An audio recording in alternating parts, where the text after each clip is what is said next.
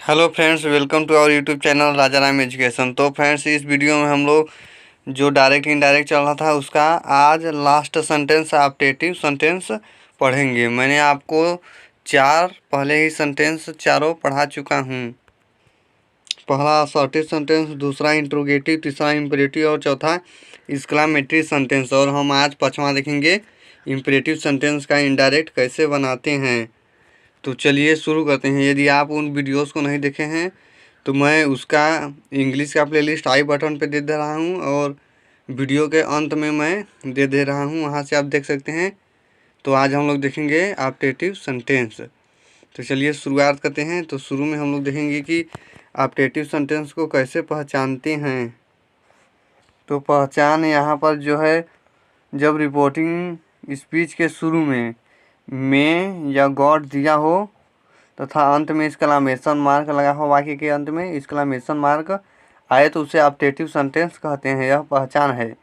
May God से शुरू होगा रिपोर्टिंग स्पीच या अंत में एक्सक्लेमेशन मार्क लगा रहेगा तो उसे हम लोग कहेंगे ऑप्टेटिव सेंटेंस। तो चलिए देखते हैं इसके क्या क्या रूल हैं। तो यहाँ पर रूल नंबर 1, कामा को हटाकर दैट का प्रयोग करते हैं। जैसा कि आपको असर्टिव सेंटेंस में बताया गया था, असर्टिव सेंटेंस में भी दैट का प्रयोग करते थे।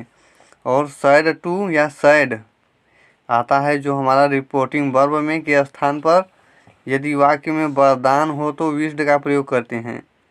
सैड और सैड टू के स्थान पर हमारा कंडीशन क्या है, यदि रिपोर्टिंग स्पीच के वाक्य में वरदान रहेगा तो विश्ड का प्रयोग करते हैं। यदि रिपोर्टिंग स्पीच का जो है वाक्य में अभिशाप हो तो कष्ट का प्रयोग करते हैं। जब बलिदान या अभिशाप में न पता चले तो वहाँ प्रेड का प्रयोग करते हैं। यदि हमें पता न चले वाक्य में कि कौन सा चीज़ हो रहा है, कि बलिदान वहाँ पर वाक्य में है कि अभिशाप, जब न हम लोग कंफर्म कर पाएँ तो वहाँ पर प्रेड का प्रयोग कर सकते हैं, कोई दिक्कत नहीं है। और रिपोर्टिंग वर्ब के टू को हटा देते हैं। जो यहाँ पर सेट टू आता है उस टू को हटा देते हैं और वाक्य को साधारण कर लेते हैं, मतलब असर्टिव सेंटेंस में बदल देते हैं। ओके, आपको इतना रूल समझ में आ गया होगा। यह जो है एक्सरसाइज में रूल सभी प्रयोग होंगे, तो आप लोग इसको ध्यान से रखेंगे ध्यान में। तो अभी हमारा 4 ही रूल था। इसके बाद हम लोग 4 अब एक्सरसाइज देखेंगे। यहाँ पर 1 2 3 और एक नीचे है यहाँ पर 4। इसके बाद फिर हम लोग 1 2 रूल देखेंगे। चलिए एग्जाम्पल नंबर फर्स्ट हम लोग देखते हैं। तो मैं इससे पहले इधर कर देता हूँ। मनीष सैड, इसके बाद कॉमा इन्वर्टेड कॉमा में मे यू लिव लॉन्ग।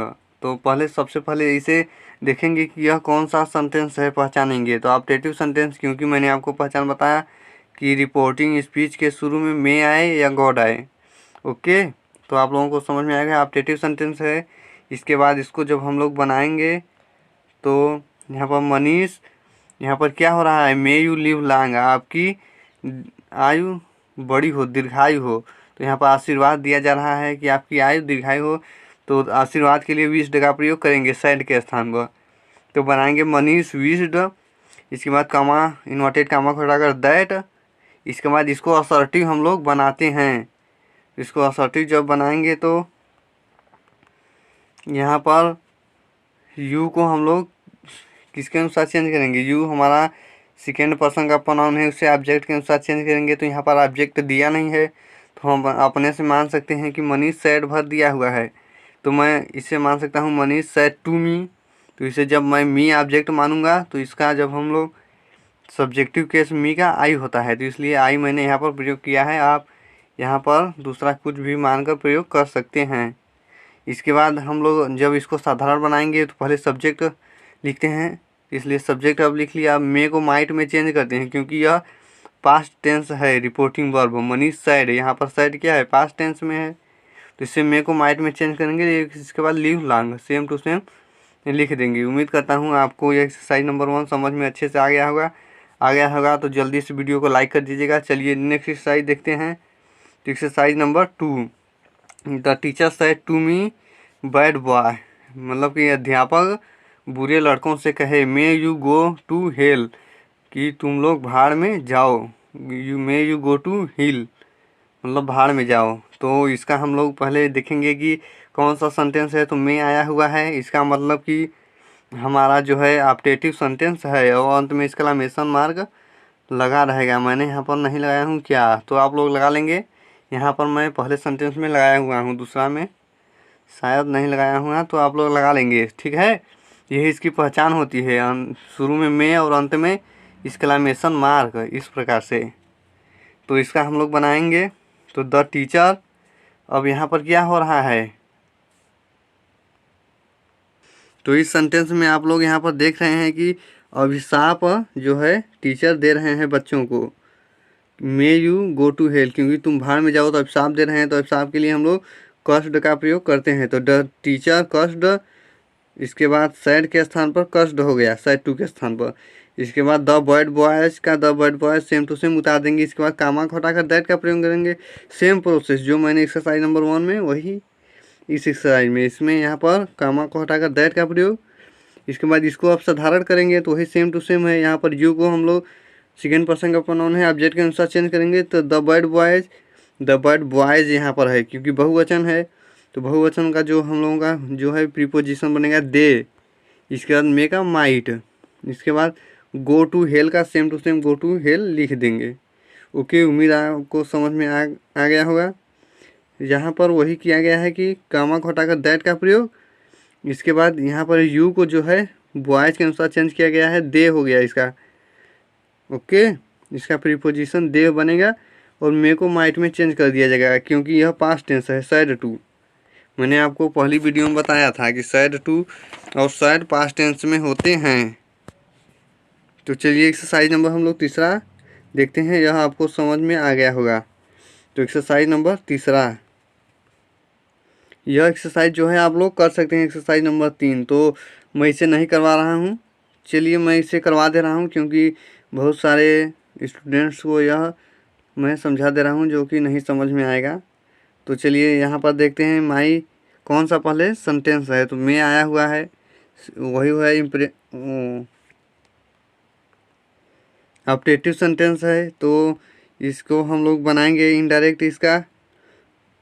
तो माई फादर, इसके बाद यहाँ पर क्या हो रहा है, मे यू लिव लॉन्ग, आपकी आयु दीर्घायु हो, मतलब अधिक हो, तो आशीर्वाद दिया जा रहा है, तो इसलिए विश का प्रयोग करेंगे। इसके बाद मी उतार देंगे। इसके बाद कामा को हटाकर दैट का प्रयोग करेंगे। यहाँ पर सैड टू के स्थान पर विश का प्रयोग हो चुका है। इसके बाद इसको जब हम लोग बनाएंगे, यू को चेंज करेंगे मी के अनुसार, तो मी का सब्जेक्टिव कैसे यूज करेंगे, आई। इसके बाद मे को माइट में चेंज करेंगे, लिव लॉन्ग। ओके, यही था। तो आप लोग, उम्मीद करता हूँ कि आप लोग कर सकते थे, फिर भी मैंने जो नहीं कर पाते थे उनको मैंने बता दिया हूँ, तो आपको समझ में आ गया होगा। अब एक्सरसाइज नंबर चौथा, इसके लिए आपको यह रूल पहले समझना होगा, इसके बाद आप लोग इसे कर सकते हैं। चलिए पहले रूल देख लेते हैं, इसके बाद हम लोग समझेंगे एक्सरसाइज नंबर 4। चलिए हम लोग एक्सरसाइज को करते जाएंगे और रूल को समझते चलेंगे। तो पहले रूल यहाँ पर क्या लिखा हुआ है, पहले आप लोग इसे देख लेंगे कि यह जो है गुड बाय आया हुआ है, तो यह जो है ऑप्टेटिव सेंटेंस है। ओके, और अंत में एक्सक्लेमेशन मार्क मैंने लगाना भूल गया हूँ, आप लोग जल्दी में आप लोग लगा लेंगे। तो यहाँ पर गुड बाय आया हुआ है, तो आप लोग जान जाएंगे कि यह ऑप्टेटिव सेंटेंस है। तो इसका रूल हम लोग देखते हैं, जब रिपोर्टिंग स्पीच के शुरू में गुड बाय आए तो सैड के स्थान पर बेड का प्रयोग करते हैं। तो यहाँ पर ही said goodbye my friend, तो इसको हम लोग जब बनाएंगे तो ही सैड, तो यहाँ पर गुड बाय आया हुआ है तो सैड के स्थान पर बेड का प्रयोग करेंगे। इतना तो आपको समझ में आ गया होगा। चलिए अब आगे पढ़ते हैं, क्या प्रयोग करते हैं। यदि रिपोर्टिंग स्पीच में एक कामा आ जाए, तो यहाँ पर जो है रिपोर्टिंग स्पीच में एक कामा है, यहाँ पर आप लोग देख सकते हैं, यहाँ पर एक कामा है, तो एक कामा आ जाए तो हम उसके स्थान पर टू का प्रयोग करते हैं। तो वही यहाँ तक हो गया, सैड के स्थान पर बेड का प्रयोग, क्योंकि गुड बाय दिया हुआ है रिपोर्टिंग स्पीच में। इसके बाद goodbye same to same उतारेंगे और कामा के स्थान पर टू हिच। इसके बाद माई को हम लोग चेंज करेंगे, किसके अनुसार, ही के अनुसार। तो ही का जो है हमारा पोसेसिव केस हीज होगा, क्योंकि यहाँ पर माई हुआ, माई है पोसेसिव केस, इसीलिए ही का जो है पोसेसिव केस हम लोग यहाँ पर यूज करेंगे। तो his friend, same to same. तो यह आपको आ गया होगा, यह इस रूल पर जो है आधारित था। मैंने आपको रूल लिख दिया हूँ, यदि मैं आपको इसी प्रकार से केवल बोल के बताता तो शायद समझ में ना आता, इसलिए मैंने आपको रूल यहाँ पर लिख दिया हूँ। ओके, चलिए हम लोग देखते हैं नेक्स्ट रूल। यदि आपको समझ में आ रहा होगा तो चैनल को सब्सक्राइब कर दीजिएगा ज़रूर, क्योंकि मैं आपको इस तरह से एजुकेशन वीडियो इस चैनल पर डालता रहता हूँ। और अपने दोस्तों के साथ वीडियो को शेयर कर दीजिएगा ताकि वह भी इस वीडियो से कुछ लाभ प्राप्त कर सके। तो चलिए रूल नंबर अगला देखते हैं। एक्सरसाइज साथ साथ हम लोग करेंगे जिससे हम लोग को अच्छे से समझ में आ सके। तो जब रिपोर्टिंग स्पीच के शुरू में कांग्रेचुलेसन आए तो यहाँ पर देखिए the principal said to Mukesh congratulation, यहाँ पर आया हुआ है रिपोर्टिंग स्पीच में कांग्रेचुलेसन। तो यह कांग्रेचुलेसन आया हुआ है तो यह भी ऑप्टेटिव सेंटेंस है। ओके, वहाँ पर जो आया था इसको क्या कहते हैं, गुड बाय, और यहाँ पर जो आया है कांग्रेचुलेसन, तो यह भी हमारा आप लोग याद रखेंगे इसे, इसलिए मैं आपको बता दे रहा हूँ। तो इसका हम लोग जब बनाएंगे तो यहाँ पर कांग्रेचुलेसन है तो नियम के अनुसार हम लोग पढ़ते जाएंगे और बनाते जाएंगे। आए तो रिपोर्टिंग वर्ब में सैड के स्थान पर कांग्रेचुलेटेड का प्रयोग करते हैं। ओके, चलिए इसको साथ साथ बनाते चलते हैं। तो the principal said to Mukesh congratulation you have stand first in the class. Okay, तो यहाँ कांग्रेचुलेसन आया हुआ है तो यहाँ पर सेड टू के स्थान पर कांग्रेचुलेटेड का प्रयोग करेंगे। द प्रिंसिपल कांग्रेचुलेटेड मुकेश, यहाँ तक तो आपको समझ में आ गया होगा।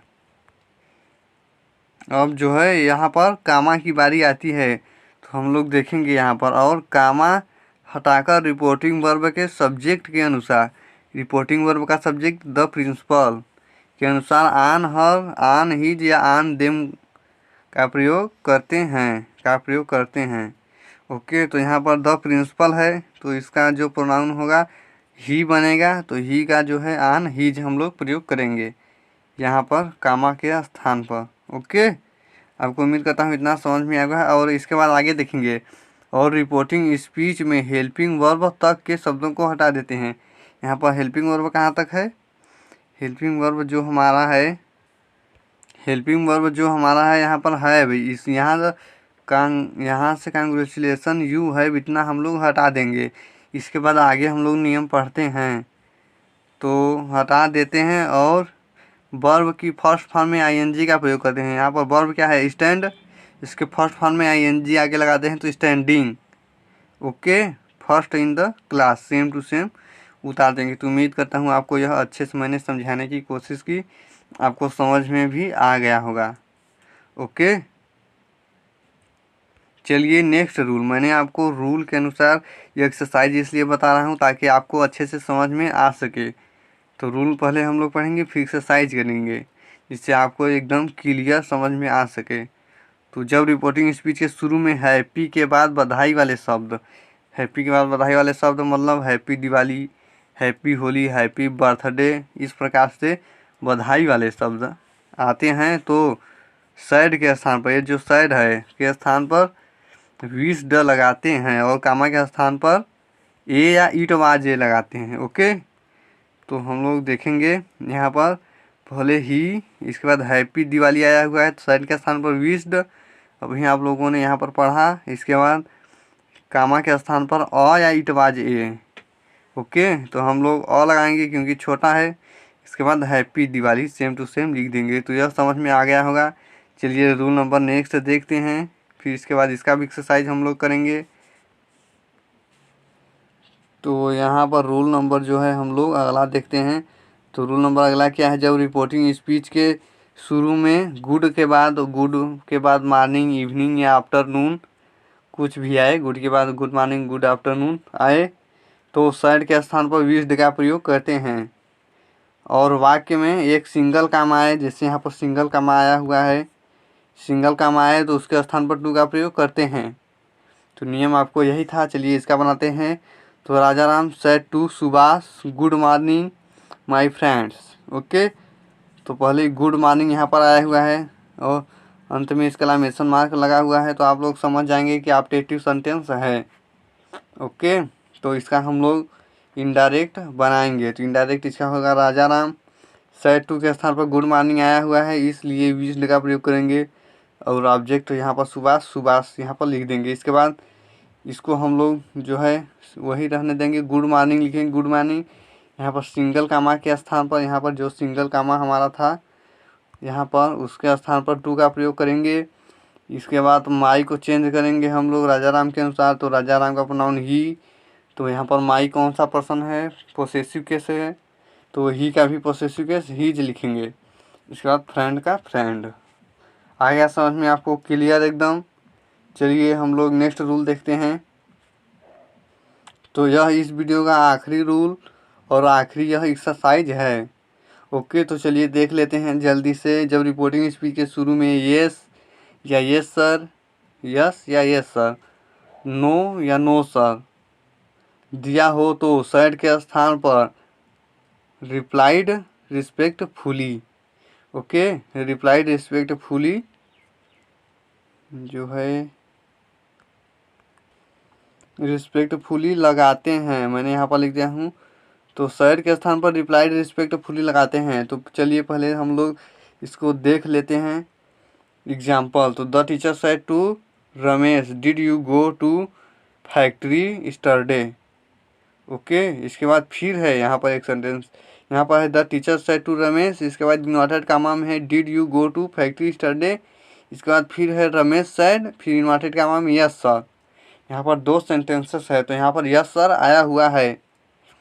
ओके, तो हम लोग पहले इसको बनाएंगे। The teacher said to Ramesh, यहाँ पर डिड है, तो यह डिड कौन सा टेंस है, सेंटेंस है, इंट्रोगेटिव सेंटेंस, क्योंकि शुरू में हेल्पिंग वर्ब से क्वेश्चन स्टार्ट हुआ है, तो इसलिए हम लोग इसको जो है इंट्रोगेटिव सेंटेंस सेड, यहाँ पर इन्वर्टेड कामा के स्थान पर इफ का प्रयोग करते हैं, तो वही प्रयोग हुआ है। तो चलिए बनाते हैं। द टीचर सेड टू के स्थान पर आस्क्ड रमेश, इसके बाद यहाँ पर इफ या वेदर का प्रयोग करते हैं इंट्रोगेटिव सेंटेंस में। यह इंट्रोगेटिव सेंटेंस है क्योंकि डिड से वाक्य स्टार्ट हुआ है, तो इफ का प्रयोग करेंगे। इसके बाद इसको हम लोग सिंपल बना लेते हैं। तो यहाँ पर यू को हम लोग चेंज करेंगे रमेश के अनुसार, तो रमेश का ही प्रोनाउन होता है, तो ही। इसके बाद डिड है, तो इसको हम लोग सेड टू, यह पास्ट टेंस है, इसलिए इसके टेंस में प्रयोग करेंगे, सॉरी इसके टेंस में परिवर्तन करेंगे। तो डिड का यहाँ पर पास्ट इंडिफिनिट है, तो इसे पास्ट परफेक्ट में चेंज करेंगे हैड, तो he had go, past perfect third form लगता है वर्ब का, तो गो का थर्ड फॉर्म लगाएंगे गान टू फैक्ट्री। ओके, यहाँ तक तो हो गया कंप्लीट। इसके बाद यस्टरडे का हमारा जो है प्रीवियस डे, मैंने आपको पहले वीडियो में बताया था, यस्टरडे को प्रीवियस डे में चेंज कर देते हैं। इसके बाद यहाँ पर अब सवाल है रमेश या सर, तो रमेश लिखेंगे। इसके बाद रमेश सैड है, यहाँ पर रमेश सैड या सर, तो सैड के स्थान पर रिपब्लिक, सॉरी रमेश रिप्लाइड, यहाँ पर क्यों सैड के स्थान पर प्रयोग करेंगे रिप्लाइड रिस्पेक्टफुली, क्योंकि यहाँ पर यस सर आया हुआ है। ओके, इसके बाद कामा के स्थान पर दैट ही हैड। ओके, उम्मीद करता हूँ आपको समझ में आ गया होगा। चलिए यहाँ पर देख लेते हैं। नो सर आए तो क्या करेंगे, नो सर आए तो अंत में नाट लगाते हैं, यहाँ पर जो है ही हैड नाट लगा देते। यदि यहाँ पर नो सर रहता तो यहाँ पर जो यस सर है, यहाँ पर नो सर रहता तो ही हैड नाट लगाते। यदि सर न दिया हो तो केवल यस दिया हो, जिससे सर न दिया हो, यस या नो दिया हो तो रिस्पेक्टफुली को नहीं लगाएंगे। यहाँ पर जो रिस्पेक्टफुली है, यदि सर और न दिया हो, केवल यस या नो दिया हो, यहाँ पर जिस प्रकार से यहाँ पर जो यस या नो, यहाँ पर केवल यह दिया रहता तो हम लोग यह रिस्पेक्टफुली न लगाते, सर के लिए रिस्पेक्टफुली हम लोग लगाते हैं। तो यह आपको उम्मीद करता हूँ समझ में आ गया होगा। यहाँ पर जो सर है इसके लिए रिस्पेक्टफुली आया हुआ है, यहाँ पर यस या नो रहता तो यह रिस्पेक्टफुली यहाँ पर न लगाते। तो उम्मीद करता हूँ आपको समझ में अच्छे से आया होगा। तो मैं आपको यह पेज दिखा दे रहा हूँ जिससे आप इसका स्क्रीनशॉट लेकर के पढ़ सकते हैं। तो चलिए स्क्रीनशॉट आप जल्दी जल्दी ले लीजिए। इस पेज का आप लोग स्क्रीनशॉट ले लें। चलिए पेज नंबर 2, तो इसका भी हो गया। चलिए पेज नंबर 3, तो आप लोगों ने इसका भी स्क्रीनशॉट ले लिए होंगे। तो आज का वीडियो यहीं तक था। मैं नेक्स्ट वीडियो में कुछ एडवांस मतलब कि एडवांस एक्सरसाइज लेके मैं आपको उसको बताऊंगा इनडायरेक्ट बनाने के लिए। तो यदि आपने चैनल पर नए होंगे, सब्सक्राइब नहीं किए होंगे, तो सब्सक्राइब करके बेल आइकन को दबाकर ऑल पर क्लिक कर लीजिएगा, जिससे मैं जब भी नेक्स्ट वीडियो अपलोड करूँगा आपको सबसे पहले नोटिफिकेशन मिलेगी, आप वहाँ से देख सकते हैं वीडियो को। तो अपने दोस्तों के साथ शेयर कर दीजिए और जाते जाते वीडियो को लाइक कर दीजिएगा। चलिए मिलते हैं नेक्स्ट वीडियो में। जय हिंद, वंदे मातरम।